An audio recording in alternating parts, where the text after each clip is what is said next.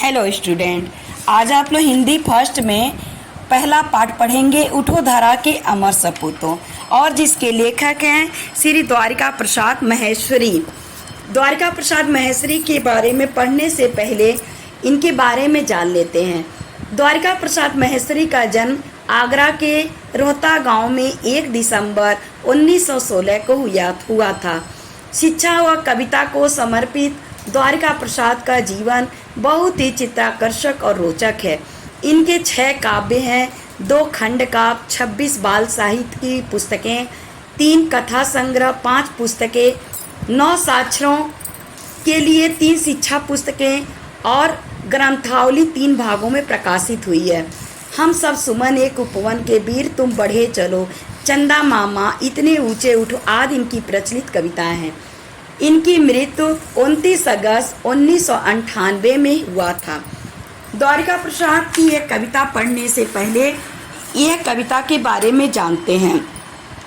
यह निर्विवाद है कि मानव जीवन ही सर्वोत्तम जीवन है।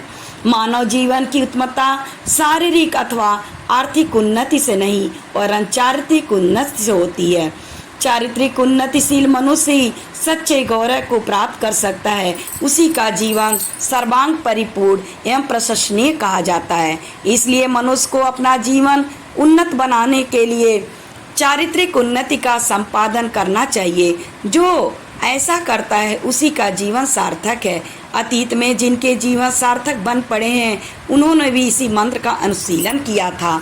बच्चों, इस कविता को पहले पढ़ते हैं। उठो धरा के अमर सपूतों, पुनः नया निर्माण करो, जन जन के जीवन में फिर से नौ स्फूर्ति नौ प्राण भरो।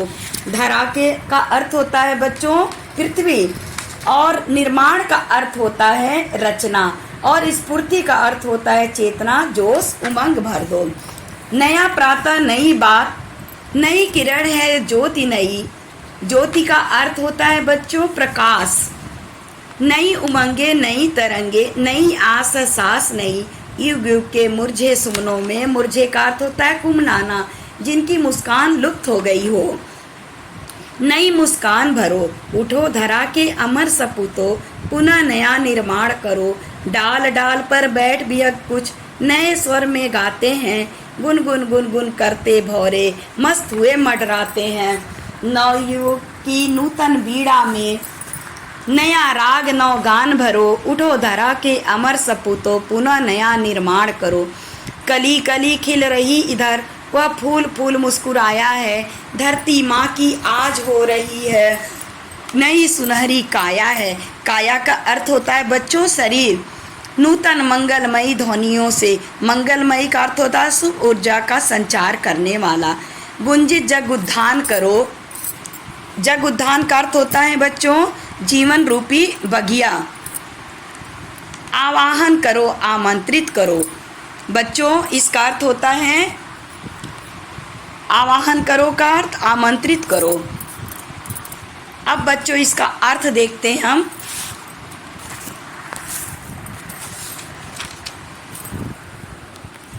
कभी भारत के 9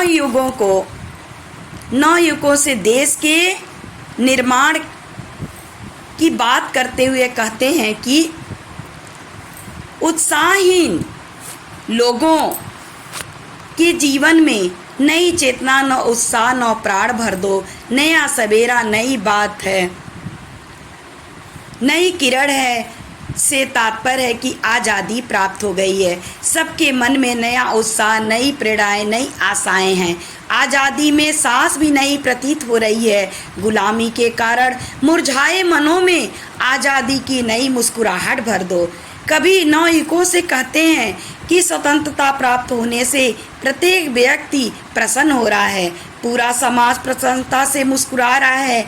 इस प्रसन्नता के कारण धरती माँ की काया आज सुनहरी हो गई है। नवीन मंगलकारी गीतों से आज सारे जग के उदयान गुजने लगे हैं। विद्यालय ज्ञान के प्रतीक है और हर बालक इसका रक्षक और पुजारी है। ज्ञान का प्रचार प्रसार करके नवयुग का आवाहन करो। उठो धरा के अमर सपूतों, देश का नव निर्माण करो।